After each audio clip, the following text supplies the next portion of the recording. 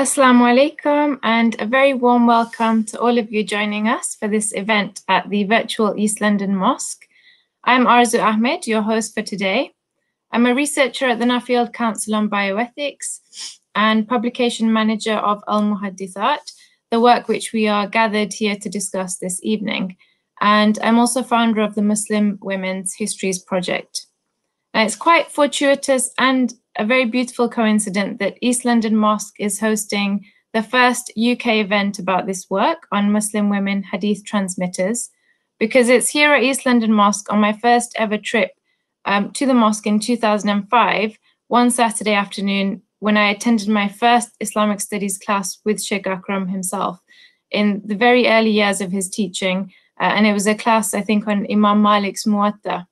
So it's really great that we can come here together again for this occasion. And the topic that we will be exploring this evening is the role of Muslim women in the transmission of hadith and religious knowledge in Islam. We'll be discussing this in light of the 43-volume biographical dictionary on women hadith narrators titled 𝗡𝗱𝗄𝗶, authored by 𝗡ci𝗵𝗵𝗆 Akram Nadwi.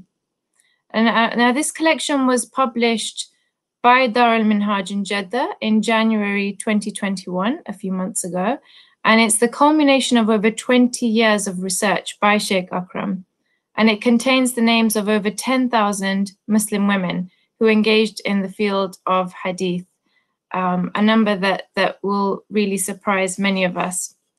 And I'm delighted to welcome Sheikh Akram, a dear teacher with whom all of you will be familiar, I'm sure. He is a scholar and a muhaddith trained at the Indian seminary, Nadwatul Ulama, a former research fellow at the Oxford Centre for Islamic Studies at the University of Oxford, and is also a widely published author and teacher, and is currently working on his next extensive work, which is a commentary of Sahih Muslim, and I'm not sure how many volumes that's going to come to in the end. Welcome, Sheikh Akram. Assalamu alaikum. Wa alaikum assalam wa rahmatullahi wa barakatuh.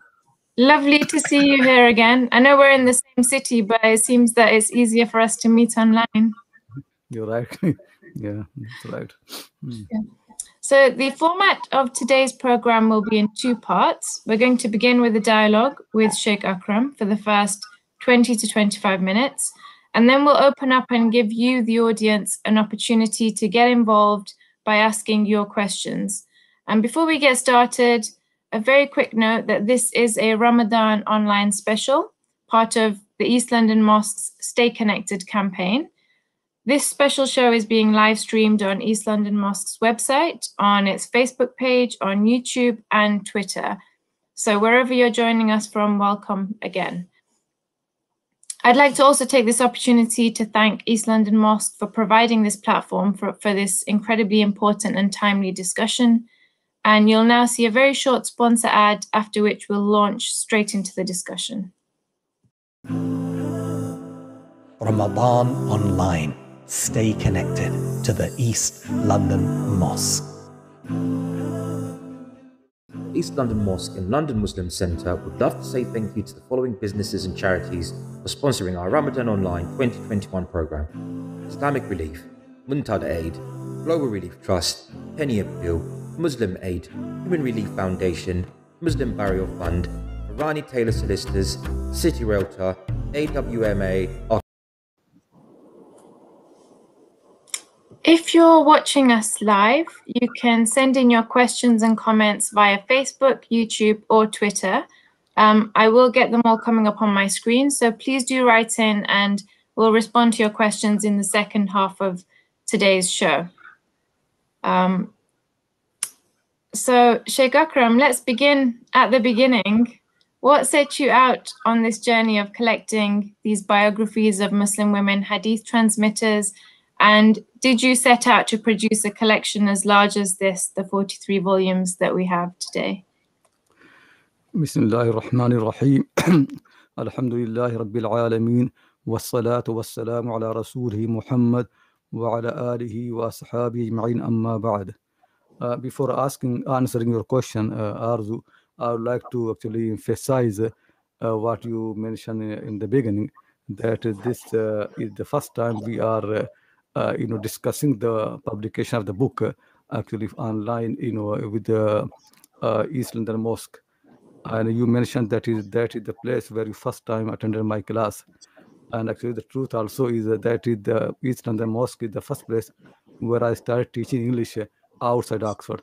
The first time I taught, Brother Abdullah Al-Faliq, mashallah, he's the one who asked me, and then a few years, I've been teaching there. And then after that, certainly the classes started expanding everywhere. So many important works like Muwatta, Huduri, Arabic grammar, Sharh Qatl-Nada, and some other works, alhamdulillah, I taught in East of the Mosque. And there is the where I met Brother Junaid and Shafi and others. And then they asked me to write Al-Fiqh al-Islami. So that actually the mosque is a source of barakah. So many barakah. Alhamdulillah. So as for your question about the project, I remember, I think it was 1995 when I, it was just my family had arrived in India, from India, and I used to do many writings, mostly in Arabic, but not so big. And one day I read, actually, in the same week, few articles in the Times, publisher, and which was about the Muslim women, and his writing was somehow negative. In meaning, there was criticism of Islam, that Islam is responsible for the backwardness of Muslim women in the field of knowledge.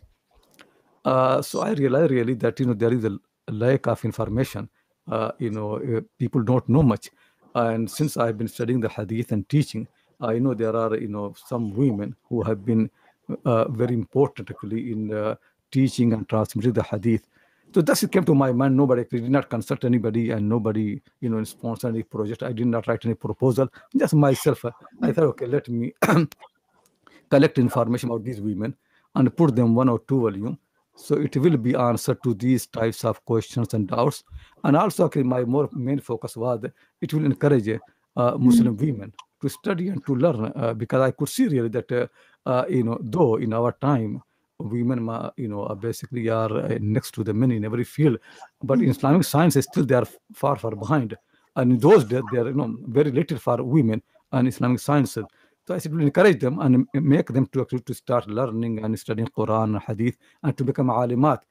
So that was the beginning of the project. I never expected really such a big thing. It was, in my mind, it was just 1 or 2 volumes, and I never knew really it is going to become so important. I never thought like that.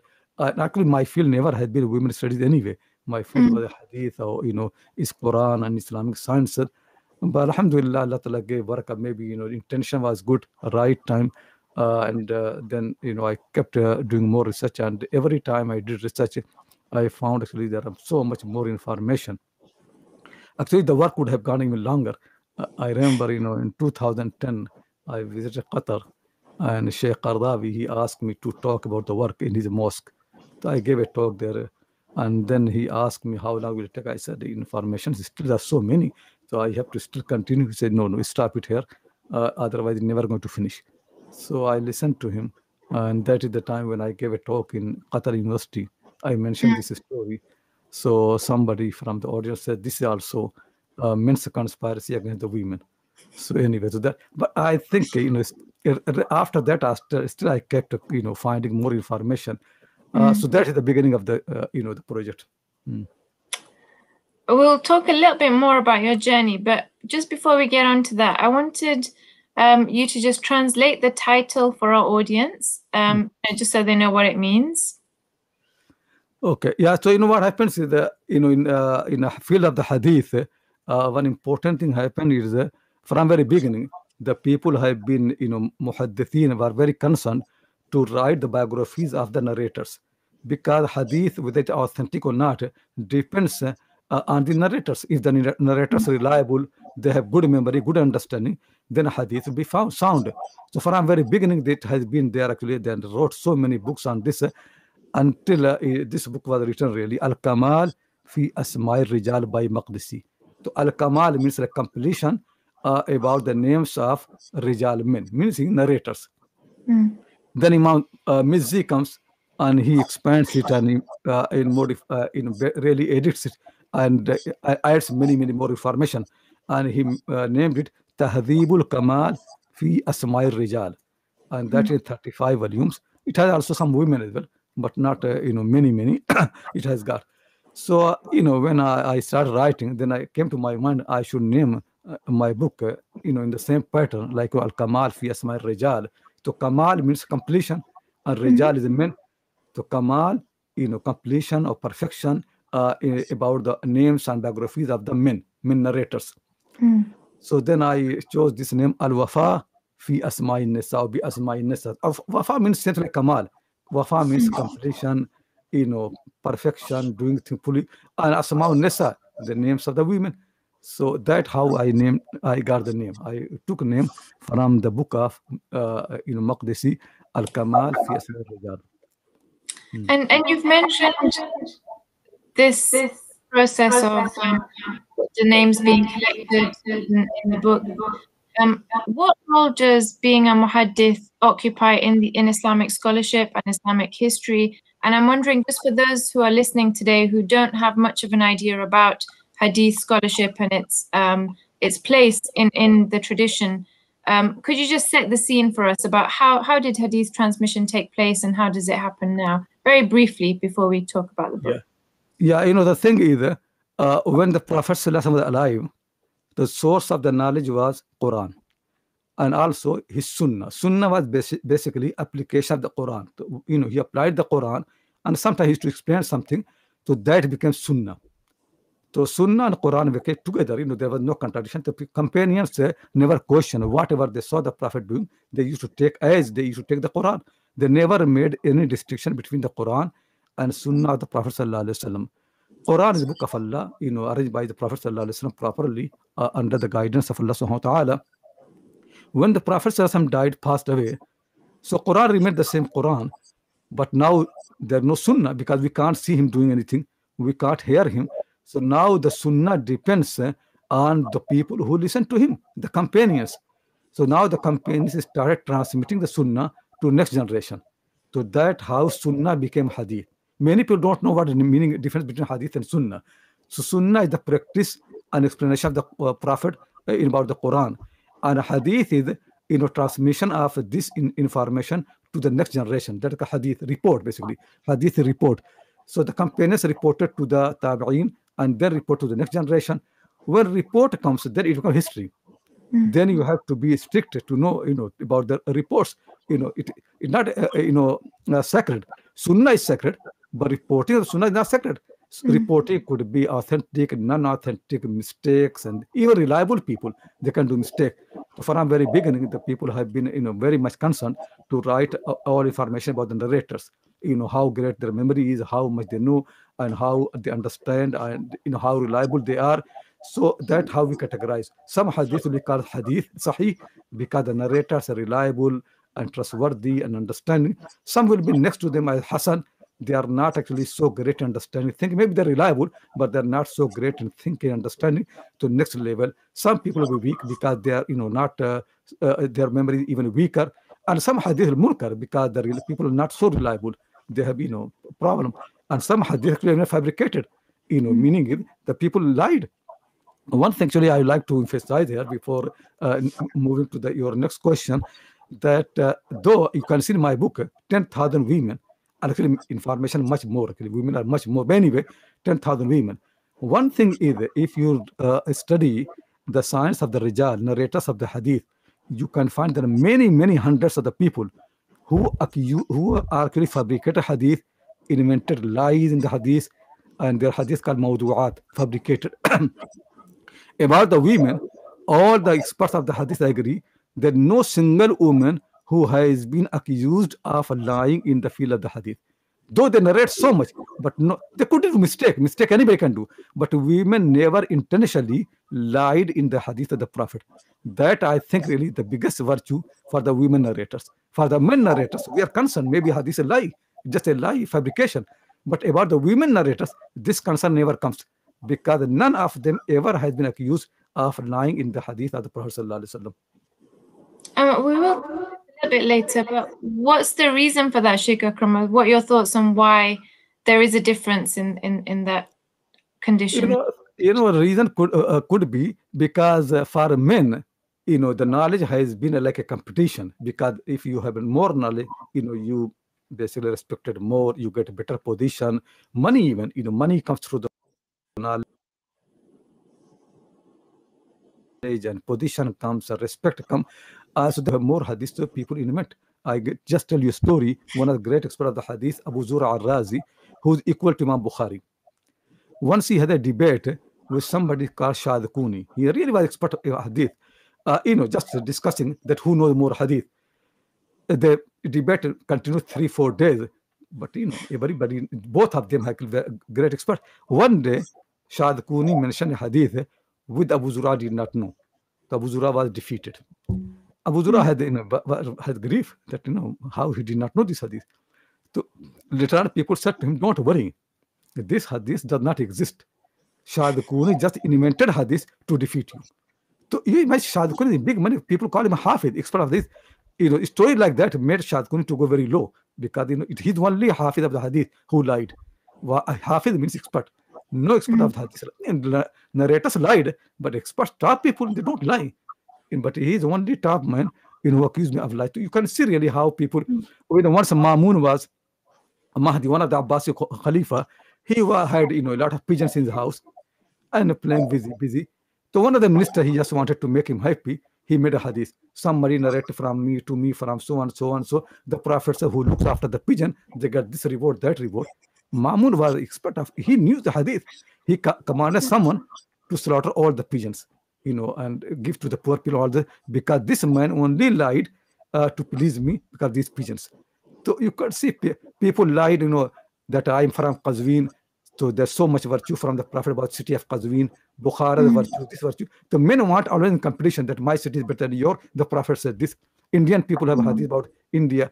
Women never came in this game, to competition and money, seek money through the knowledge, or seeking position through the knowledge. And also maybe for them directly, hadith was a piety. Hadith was actually religion. So that I think the reason that women never thought about lying in the hadith.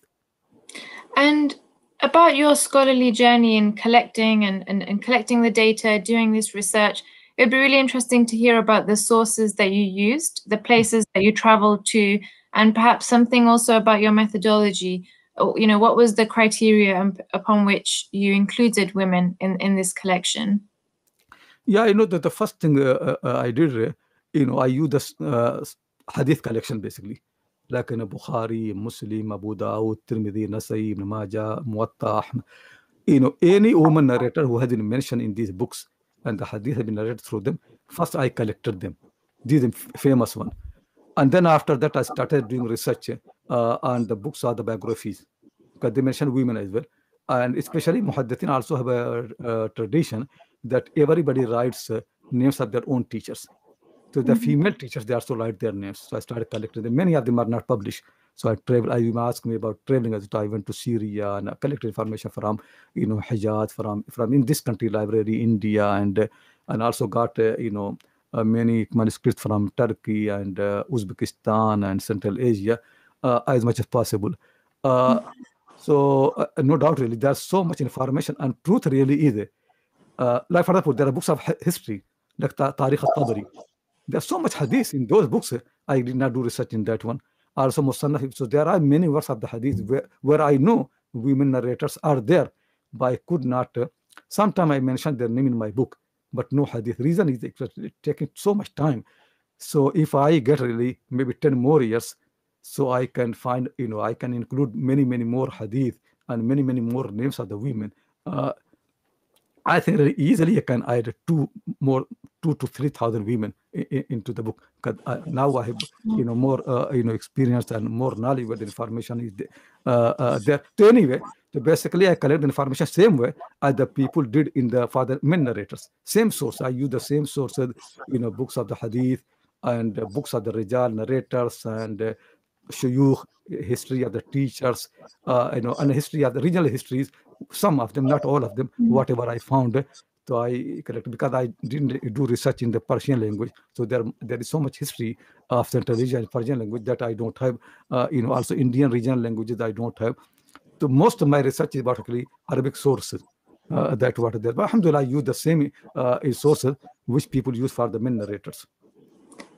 And geographically, the 43 volumes, how widespread is the geographic coverage? For example, how far would you say that the names come from? Yeah, it is actually all Muslim cities. It basically starts, it has Spain, all the Spain, Andalus, and North African countries, Morocco, and Tunisia, Algeria, Egypt. It has got all the Middle Eastern countries, what is now Saudi Arabia, and then Sham and Iraq, Baghdad and Kufa, Basra, Iran, Afghanistan, and then India. So all these regions are there. But certainly, I don't know Indonesian language. I don't know Malaysian language. So there must be a lot of information. At least there should be 150 women, at least in those regions. So I don't have any information about them. I don't know Turkish language. So certainly there, there's so much information in Turkish language. So you can imagine really people should understand that this is one effort, beginning. Like for example, this book I mentioned in the beginning, Al-Kamal fi Asma'i Rijal. To compile something like that, it took 600 years. And Mizzi wrote his book and he died in 740 something. It's nearly 700 years to have a book, Tahdhibul Kamal, about the men narrators. Now I started about the women. So people should expect at least 700-800 years to full research. Then people know. People start asking already how many are expert, how many hafida. Nothing, it's just beginning. Information, you can't judge something on this information. We need more information, more research, more name, more biographies, more details. Then we'll be in position to judge them. So people should understand if for the men it took 600-700 years to find something fine like Tahdhibul Kamal al-Mizzi. So it will take at least few hundred years to have a proper research about the women. And for our viewers today, Sheikh Akram, could you share like a couple of stories, or maybe names of 2 or 3 women who you think would be, whose stories really surprised you, or who would be inspiring for women to know about today? What can they expect to find in your book? This is actually a very good question, really. And sometimes, as you know, I teach a whole day, basically, I highlight some important women. But I just mentioned really few things here to give an idea. One thing is, I consulted the people, the people who work on the religions. People actually affirmed to me that there's no single religion on the face of the earth where the women played any important role in the formating period of the religion. Judaism, Christianity, Hinduism, in the beginning, few hundred years, you don't find women played any role in the scholarship, except Islam. From very beginning, really, actually Islamic teachings at the moment now, according to experts, at least 1/4 of Islamic teachings, they depend on women's narration. 1/4. And rest 3/4 are shared by the men and women both. But 1/4 only depend on the women. And they are, in every chapter, ibadat and, buying and selling and all those things. So there are many, many hadith by the women companions on which all madhab depends. Abu Hanifa, Malik, and Hanafi madhab, there are things which only depend on women's narration. There are Maliki madhab, same thing, all those. So I don't want to, and there are many, many hadith which women narrated. We don't have any, and people accept them. They're authentic, the people accept them all the time. I'll just mention here, because we don't have much time, 2 things. After the Quran, the most sound book in Islam is Bukhari, Sahih Bukhari, as people know. Sahih Bukhari has got many, many copies. If you ask expert of the hadith, among all the copies of Sahih Bukhari, which has little bit differences, which one is the most authentic? Most authentic copy of the Sahih Bukhari existing in the Muslim world. That is the copy of a woman, Karima al-Marwaziyya, died in the year 464. Her copy is the most sound copy of Sahih Bukhari. And people like Imam Khatib al-Baghdadi, great experts, Sam'ani, all these people traveling from Central Asia and Baghdad to her, she used to live in Mecca to study with her. And why she was so great? Because she was very careful. Whenever you come to her to study Sahih Bukhari, she would not allow you to use a copy, purchased from a bookshop. No, she would say you have to copy from her copy. Yeah, that's condition. And then you have to compare with her. Once she approves that your copy is fine, then after that you can read with her. That's how careful she has been. We never found in the history anybody so careful about any book of hadith. So she really, now the book published in hadith, Sahih Bukhari, the copy is Nuskha, we call Nuskha Sultaniya. Sultan Abdul Hamid, the Khalifa of Turkey, and he ordered ulama to compile the most sound Nuskha Bukhari. So they did this Nuskha Sultan. That Nuskha is based on what you call Nuskha Uniniya. And Nuskha Uniniya is based on the copy of Karim al-Marwaziyya. Now this Nuskha Sultaniya has been edited by our teacher, Sheikh Zuhair Nasir in Madinah Nawwara, and he published that. We have got the copy. It all coming from this women. So just imagine, if women even preserve the most sound book of hadith, just imagine how much we should be grateful to them. Rather than think how to deprive the, I remember when I started writing, I wrote, actually, they published the English version. Some ulama in this country from North, from Leicester, they asked me, why you are, writing about the women and encourage them. We have enough men who can give fatwa, answer the question. Women don't need to learn anything. Just leave them.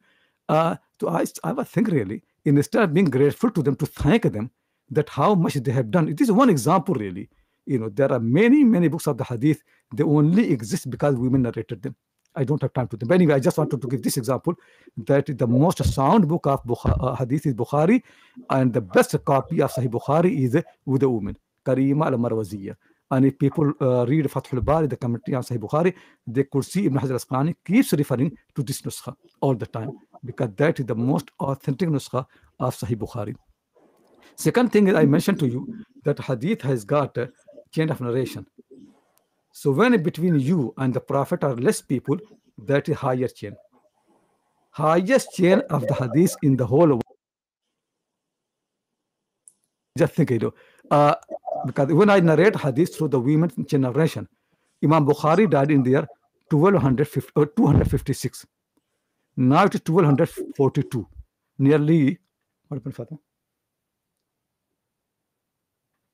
Akram, I think your sound is cutting up. If you just repeat that again from the beginning. So I'm saying that, Imam Bukhari died in the year 256, and now it is 1242, nearly 1200 years. In the 1200 years, through the women, we have got a chain of narration where between me and Bukhari, only 14 people.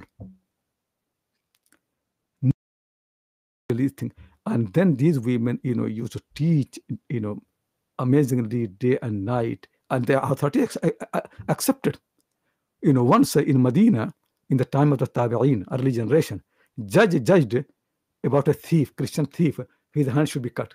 A woman, Amr bint Abdul Rahman al-Sariya, she sent her messenger, no, you can't cut her hand, because he did not steal the amount that for which the Prophet prescribed the cutting, and then release, trusting her knowledge.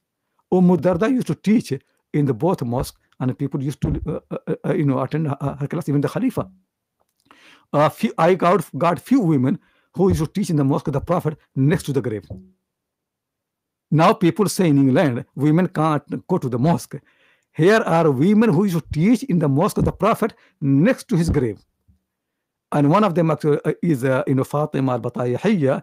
One of her students said, I came to study with her in Medina in the mosque. She was sitting next to the grave of the Prophet, and she used to lean on the grave. And people used to learn from her and get ijazah from her.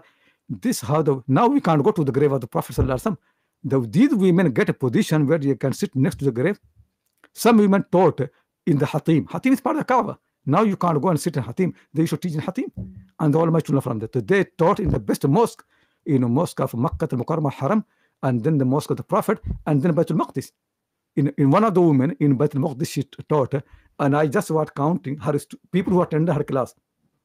Such a long time, in the time of Imam Zahabi, 8th century. I was counting the names who attended her class, most of the men, 396 men, people, some women as well, 396. And then the person who counted the name wrote, he said, I left many more because he didn't have time.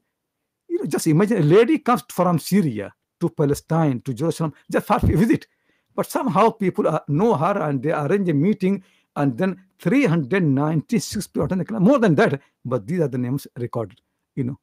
One of the women, Zainab bint Qamar, died in the year 740. Imam Zahabi said the books of the hadith that she taught, they are load of a camel. That's how he wrote. Then I started looking for the names, and I found nearly 400 titles she taught. In our time, really, people even hardly read 10 books of hadith. Somebody 400 titles. One of the lady whose copy of Sahih Bukhari is present in Turkey, her name is 𝗡𝗱𝗄𝗵𝗺, and I got the writing of the copy.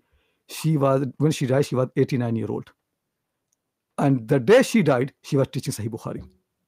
The people wrote. She was teaching Sahih Bukhari and she died.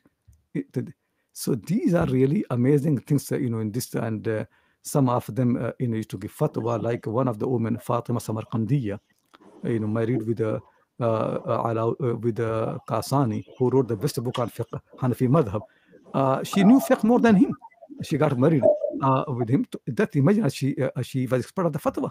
He actually, when Kasani was teaching, sometimes his students say he did not know the answer, and he said, okay, wait, and then he would bring the answer. We found out actually he goes to his wife and asks her, and then she answers him. He wrote 𝗦𝗵𝘆𝗵𝗺. Hanafi people say even now the best book in Hanafi madhab is 𝗦𝗵𝘆𝗵𝗺. That book was written to marry women, and now Hanafi people hate women.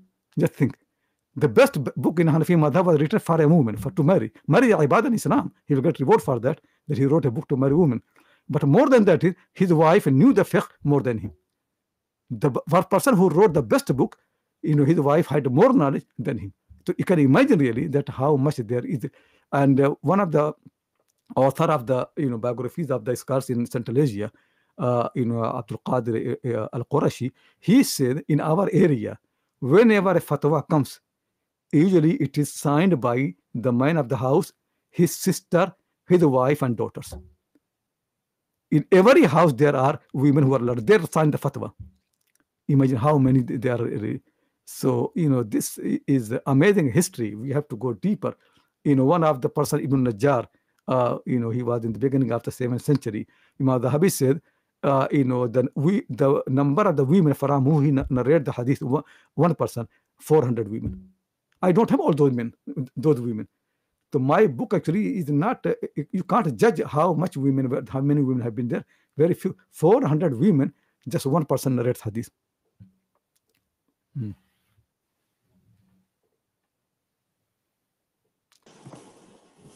So, Sheikh Akram, in these stories that you're sharing, they're incredible, and they really challenge our understanding of how Muslim women existed in Muslim societies. But at the same time, and I'm thinking now more about the reception of your work and some of the responses that we've had to the work, and you're very familiar with these. But just in relation to that, Asma Saeed, in her work on women and the transmission of religious knowledge in Islam, she talks about the quality and quantity of female narrators and how these varied throughout the ages. Could you talk a little bit about this? And also, maybe this is a good opportunity to respond to some of the criticism that your work has also received around this conflation between transmitters and scholars, and were these women just transmitters and narrators, or did they engage with the content of what they were narrating? So it'd be good to hear your thoughts on some of these issues as well. As I mentioned, really, my book is not complete. So, coming first, I have done analysis in the preface one, in English one, if people can read it, that on the basis of that, what I have got, that what is the trend, century by century, region by region. I actually did research on both of them. So certainly in the first 3 centuries, there are so many women, companions, tabi'in, and tabi'iyat. Then 3rd century, 4th century, information very little. Then 5th century, little bit more. Then 6th century, 7th century, 8th century, huge information, huge information. Then by the end of 300, last 300 years, information very little. Okay, so one question really is, why it is that in the 3rd century, there are very little women mentioned. The reason is that basically 3rd century is the time when the scholarship moves from Arab world to Central Asia. The women who are learned, they are in Arab world, because Central Asian women did not have any chance to learn. The people who come from Central Asia, Bukhari and Muslim Tirmidhi, to study in Arab world, they don't have access to the houses, to the women. So they only meet men. Though we know really at that time there are many women, because one of the teachers from Bukhari, Muslim Ibrahim al-Farahidi said, I studied with 70 women in Basra alone. But Bukhari did not meet any of them, because these are the houses. So that what happened actually, because this was the period when the knowledge is moving from mainland of Arab world to Central Asia, and Central Asian women don't have any access. Then after that, they started, Central Asian women start learning. The 5th century is the time, or 4th century basically, 4th and 5th century, when the Central Asia has many women, and they kept growing. Then 6th century is when Syria started, because of crusade and this and that, more focus on the hadith, and they opened for men and women both. The 6th century has got so many women, and then after the 7th century, women, hadith not in Egypt only start with the women. People say Egypt did not have hadith until some of these ladies came and they started hadith. Then you have people like Ibn Hajar al-Asqalani, all these people. But this is coming because of the women. So these women came and then they made alive, hadith in Egypt. Then 7th, 8th, 9th century, Egypt. Then in 10th century, you get Hijaz again. Some of the people come to Hijaz and the women start learning. You can find people in 10th century and become 11th. Then after that, you don't find really many women. Then 12th, 13th, very little, some Indian, some here and there. So, I just made one word, you for 2-3 centuries. And then 14th century, again, you find a little bit more women. So this is the pattern. And I also realize really, whenever there has been emphasis on the hadith, more women, because people remember what the Prophet said, encourage the women. Whenever there are more emphasis on the philosophy, very little women. Reason is because philosophers always think women are inferior to them. Aristotle, did not have respect for the women, and all these people in Sina. Now, if Ghazali, if you see his writing, Ghazali says, don't consult the women, and if you have to consult them, then do opposite of what they say. That's what he advises. And he said, in some, all the problems in the world are because of the women. Imam Ghazali is such a pious person. So, philosophy had a very negative think about the women. So, same in India, when there was, philosophy, very few women. Whenever Dehlavi comes from Hijaz, study hadith, then in India also, women start learning and studying. So this is roughly, but true is really, still we need more information.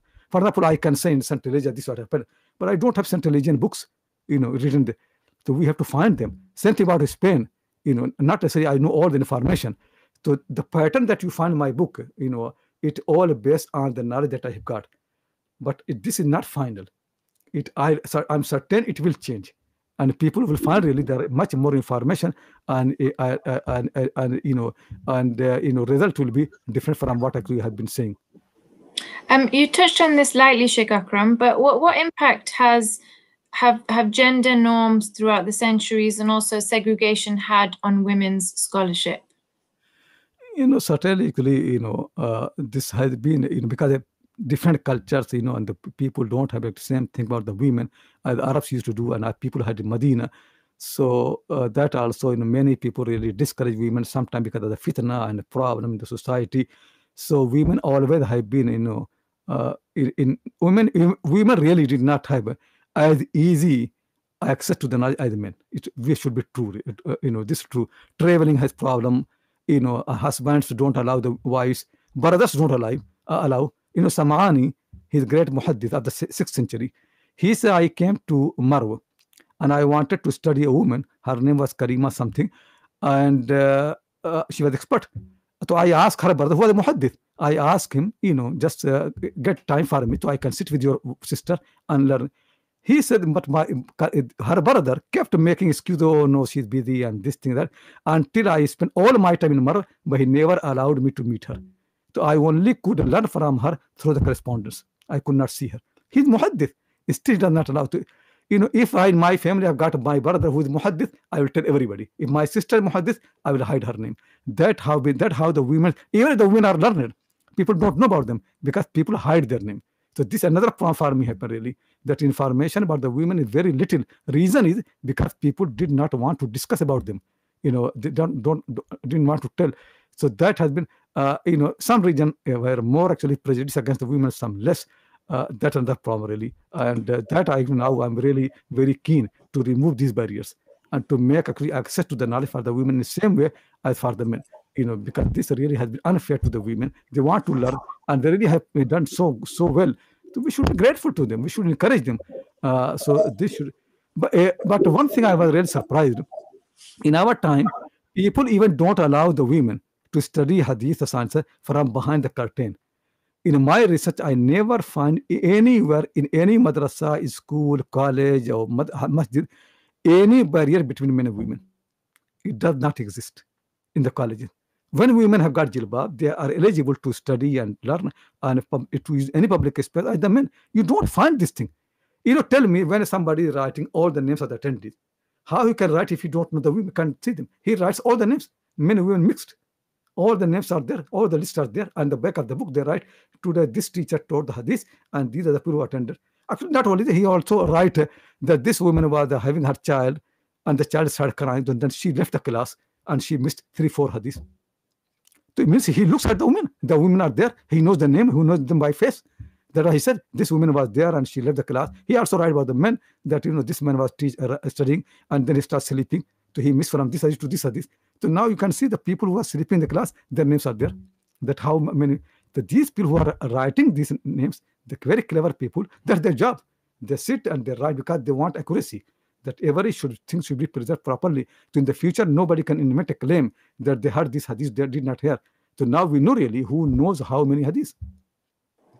We've got lots of questions coming in, Sheikh Akram, and we're running out of time. Yeah. But before I move on to the questions, I just wanted to ask you about the challenges and struggles that you faced with getting your work published, and also, in how it is that your work may or may not be accepted in the Muslim community. If you could just share a few thoughts on that. Yeah, Arzoo, you actually, you have been knowing this history well, and you actually have been part of that to helping me to how to get it published. You remember when we went first, to Morocco, and it was accepted, and they produced one volume, but it was not done very well. And then, second volume took really like, 1 year. So I became fed up, you have been writing to them, reminding them I've been writing. So then I just gave up the idea until, one of my friend, he mentioned to the owner of the Darul Minhaj, and he became excited. He asked me, and then I can finish I asked you to write to Moroccan people to end the contract. And then these people took, but still they, because to invest money in such a huge project, they were not, they were happy, but they didn't have money. Somehow somebody sponsored the whole project. I don't know the name of the person, but somebody sponsored. So that's how they become. But alhamdulillah, they did very well, But, you are right. There's so much discouragement, really. Instead of people, wherever I went, really, most ulama, so much, even actually in Qatar University, when I gave a talk, one of the men stood up, professor, and he said, it is all Western conspiracy. You're coming from the Western conspiracy that, to make women look better than the men, more important than the men. Then Sheikh Ali Qardaghi, he stood up, he said, no, Sheikh Akram is not saying like that, that, women are more. He just wants to say people don't mention the women. So he wants to mention the history. It does not mean that men are, less important than the women. People thought, it's going to be negative. Somebody mentioned in Leicester to me that, your work is going to change Islam and this thing. I said, in what sense?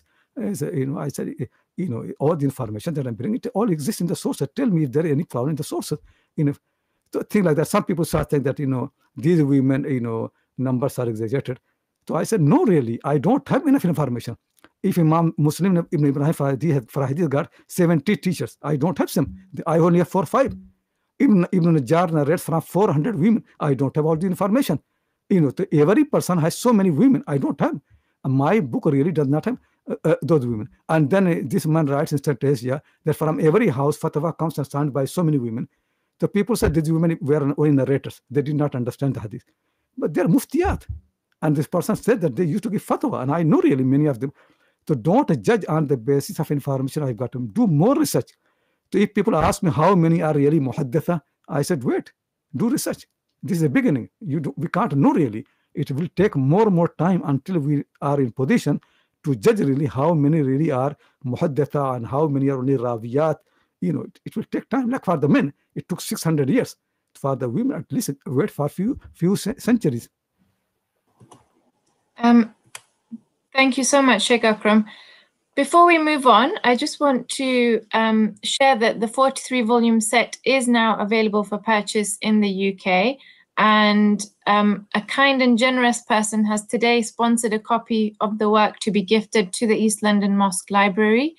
So if you too would like to do the same for your local mosque or institution, please do get in touch with us. If you email info@muslimwomenhistories.org, I'll be able to respond to you. And there's so much research that's going to need to be done on this work. So we will need all of your support to continue this project.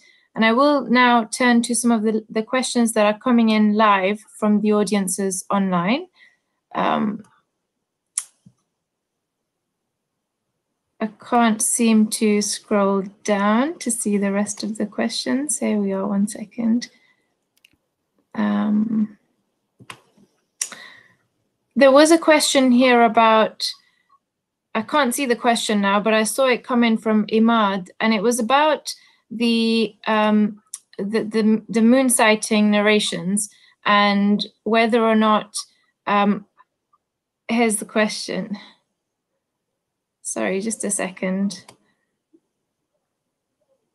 Okay, so this was about the narration and witnessing a contract. So Imad is involved in the field of moon sighting and the Islamic calendar, and he was asking about the strength of the narration of women and whether it is that you do need 2 women as compared to one male narration. I can't see the rest of the question, but I hope I've captured it there.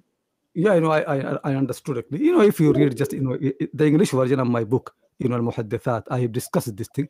It's called khabar, reporting. In the report, all the experts of the hadith agree that there's no need of any number. We trust in a single woman or we trust in a single man. What we look really reliability. If the woman is true, honest, her memory is fine, or if she reports from her writing, she's accurate in her writing, we accept her hadith. So some actually prefer the hadith of the woman because she's more reliable, she understands more. Sometimes they prefer hadith of the man. So it is not about the number, it's about the quality of the narrator, how great the memory is, how understanding it, how thinking it. So nobody ever said, no single person, that you need 2 women in order to accept the hadith. There are so many hadiths in Sahih Bukhari and Muslim, they're just coming from single female narrators. In Hanafi madhab, there are some issues on which we depend on narration of single women. Same in Maliki madhab, Hanbali madhab. So yeah, simple matter is in the expert of the Usul Hadith and Usul Fiqh both emphasize that in the transmission number is not required.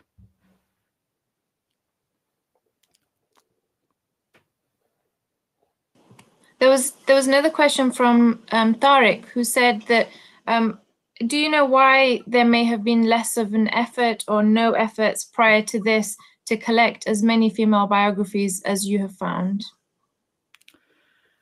Yeah, actually there have been some work, but I didn't find them. Like Ibn Manda wrote about the women narrators, but so some people did some effort. Some people, what they did at the end of their biographies of their male teachers, they also had few pages about the female narrators. But there never has been any extensive research to collect all of them. I don't know really if it has been done by people like Ibn Hajar or Mizzi, would have been much better, because they have much more knowledge and more access and most information in their mind. I did work freshly, and the truth of the matter really is I got experience by this work. So now I know more about hadith because I work on this project. But when I started work, I was not such a great expert. Now if I have to do same project now again, certainly this book will be much better. But I really don't think I'm going to start again. But I can see I can improve it. I can organize a better way. I can find more information, more examples.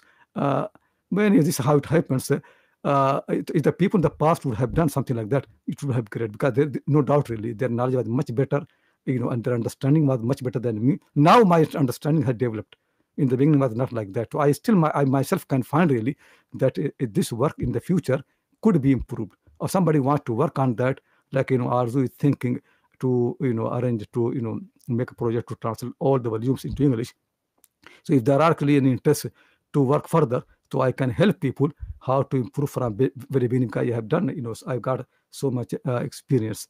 So you're right, really. I don't know really why there has been no serious effort to collect all the women, backwards, all the women together. Yeah, this I didn't find.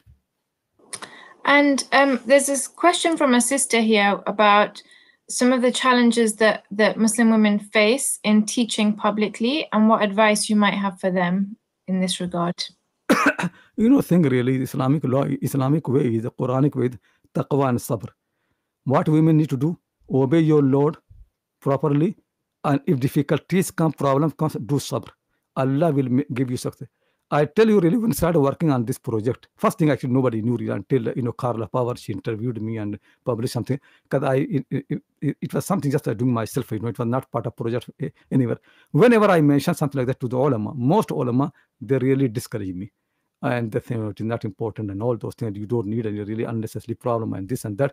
But alhamdulillah, it did not discourage me. I kept working, and I was thinking it. I was certain it is useful, it is beneficial. I kept working, though I didn't have any publisher. You consider how much struggling I have got for public, to find a publisher. No money, no support, no sponsorship. In all this happened, but I remained, with the full sabr. And I thought, Tariq is here. If he must be knowing I mentioned this. And Arzoo, you must be remembering, I mentioned a few times. Could be that a book is not published in my lifetime. Like Maulana Farahi, he wrote so many works. Nothing was published until he died. Now people are publishing one thing after the other. If at least I have done the work. It's not necessary that people publish now. When I die, but alhamdulillah, it came in our lifetime. It was happiness, alhamdulillah. Yeah. Alhamdulillah. No, it's a great occasion of celebration for so many of us all across the world. And you've just mentioned Carla. Carla actually sent me a text message earlier today asking me whether I could ask you for whether or not you think differently about your work now compared to when you finished the work 5 years ago, particularly relating to the significance and importance of the work. First thing really, I'm really very happy it has been published, because in English at least we have got this introduction which you people have read. It has been printed few times, but in Arabic there was nothing was there really. And Arab women, they're very keen. They have been writing to me and asking me. I gave few talks, so and also in Urdu. In the publication, Arabic means really that everybody can see them, and also details, because in English you don't have the details of the biography. So alhamdulillah, I became very happy that it has been published. Certainly one difference I feel really is that if I had been more experienced as I'm now, alhamdulillah, certainly it could have been much better work.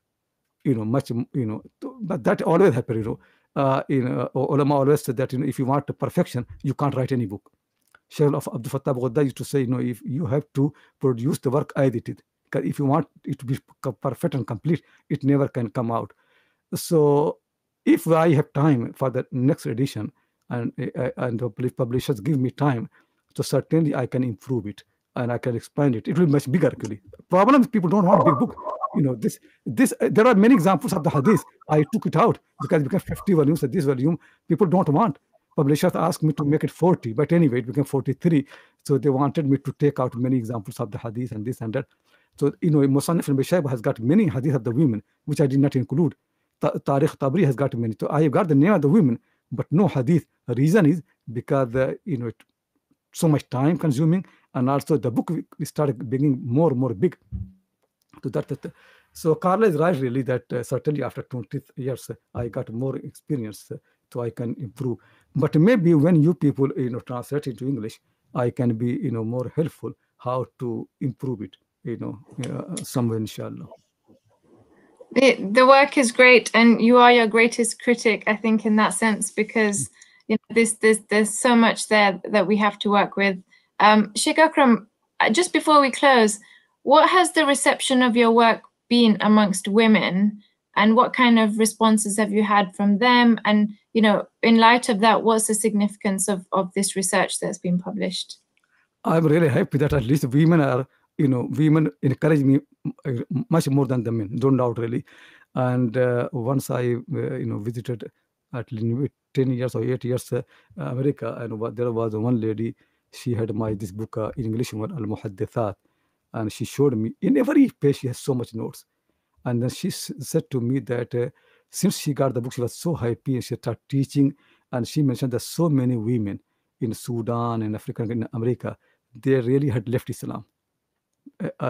And when she got the book and she started teaching them, many of them came back. So I was really encouraged, and many women said that this book had, encouraged them and put the confidence, increase their confidence in Islam. So Alhamdulillah, I'm very happy that some women are coming to Islam because of this book, and some people in Iman increase. And now at least they are much, they are much happy with Allah and His Messenger. So they think, injustice about the women is not from Allah and His Messenger. It is Muslim society is responsible for that, not Islam, not Allah and His Messenger, because they could see in the past how these women have done. So I think really, if this book can help to bring the women to Islam nearer, put in their heart the love of Allah and His Messenger, and also encourage them to, to be good in the Islamic scholarship, it is such a big thing. So Alhamdulillah, certainly the women have been more encouraged. Also many men really. I think really Western people have been more happy about the book, and also many Arabs, than many South Asian people. In South Asia, India, universities are fine. So whenever I go there and the universities ask me to give lecture, they're so happy. Somehow madrasa people are very suspicious, because they think it will take away the authority from them, and the women start giving fatwa and this and that.